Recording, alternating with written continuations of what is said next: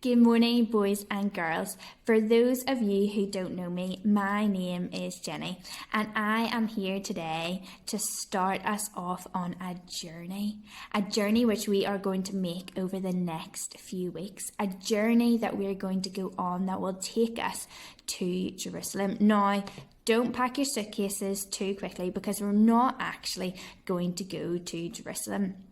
But this was a journey that Jesus took.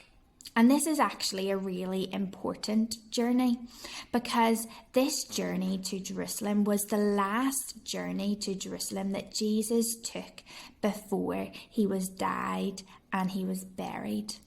Now, we are going to meet some of the people along the way that Jesus met. And this journey, like I said, was Jesus' last journey before he died. And for us, this is the run-up to Easter, the run-up to the time where we celebrate the death and resurrection of Jesus. For us, the run-up to Easter means seeing a multitude of chocolate in the shops and supermarkets. The shops are coming down with chocolate and Easter eggs at this moment. Now, I'm not complaining about the amount of chocolates because if you're anything like me, you love chocolate. But if you are anything like me and love chocolate, you probably find it hard making the decision as to what chocolate bar or Easter egg you would like. I'm sure if you were presented with a lineup of chocolates that was all the same, it would be a much easier choice. There wouldn't be one that was bigger than any other. There wouldn't be one that was prettier than any other. There wouldn't be one that was of more value. They would all taste the same. They would all look the same. There wouldn't be one that was better than another. So it would be a much more simpler choice. The only decision we would have to make would be whether or not we eat the chocolate. And I'm sure that is a really easy decision to choose. Because if you're anything like me, it would be a yes. I am going to eat that chocolate right up before anybody else can get their hands on it. Today on our journey, we meet a man called Zacchaeus, and we're going to call him Zack for short. But Zack didn't really have a lot going for him. Zack was the chief tax collector. Now, I'm sure you probably think, well, that sounds like a pretty cool job, but actually, tax collectors weren't very liked by other people. A tax collector's job was to go to people and collect money that they owed in taxes. Now again, seems like an okay job to do. Just go around knocking on people's doors, asking for the money that they owe. But tax collectors were known to be dishonest and greedy. They cheated people out of their own money. Tax collectors were rich and disliked.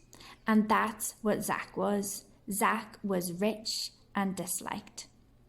But not only was Zack rich, not in a good way, and disliked, but he was also really, really short.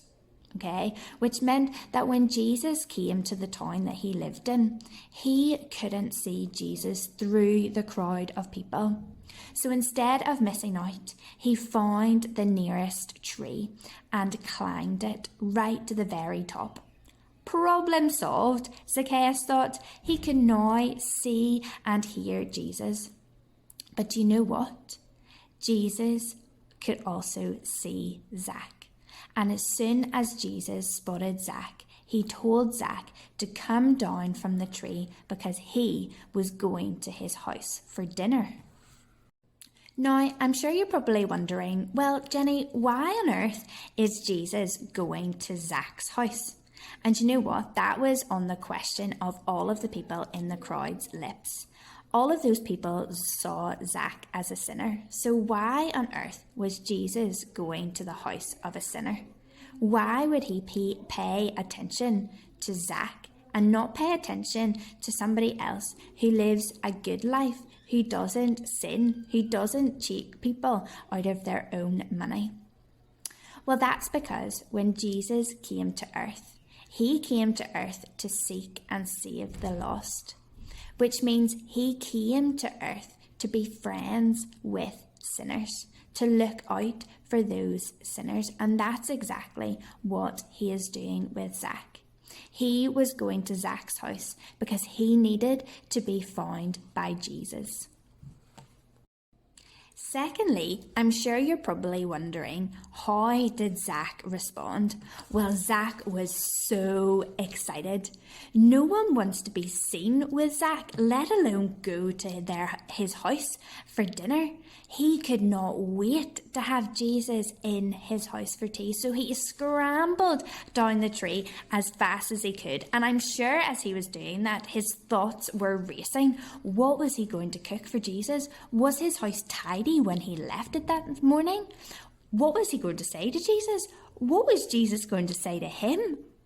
As soon as Zacchaeus got down to the bottom of the tree, he stood in front of the crowd and in front of Jesus and announced that he was going to give half of what he owned to the poor, and he was going to pay back everybody he cheated 4 times the amount that he stole.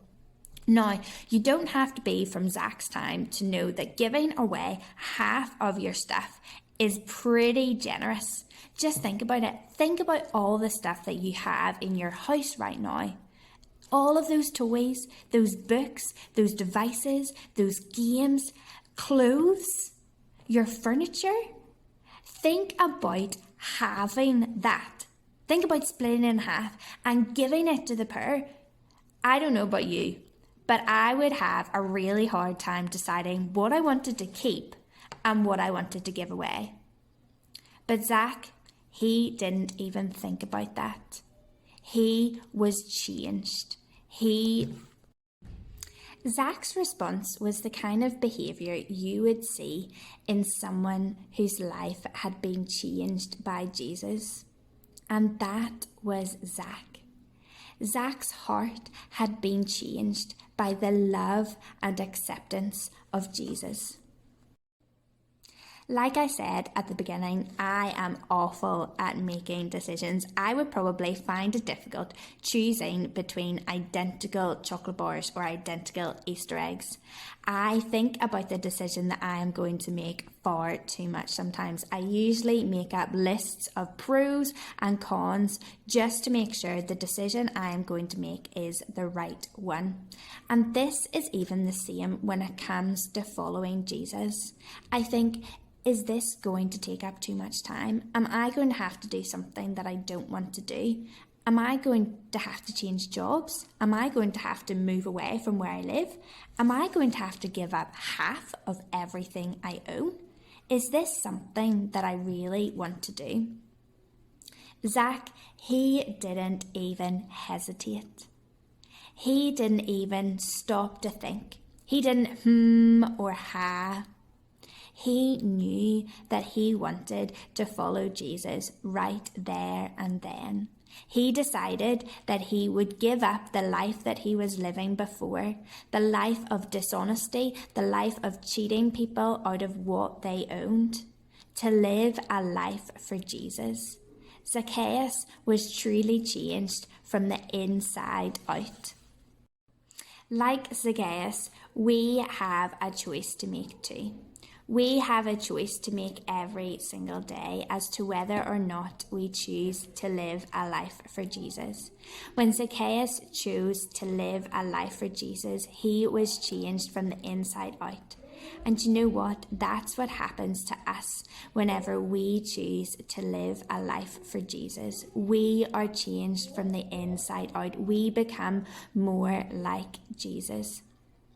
Now, whenever we choose to eat the chocolate bar we want, we get that sweet, chocolatey, sugary hit, and it is delicious. That's the reason why we eat chocolate bars. But that sweet, chocolatey taste, it only lasts for a little moment until we then eat another chocolate bar. It doesn't last very long. But when we choose to live a life for Jesus, we get something so much greater than that chocolatey taste. We get something that lasts forever.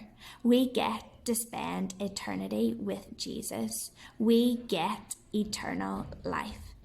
And I think that's better than getting that chocolatey taste from a chocolate bar.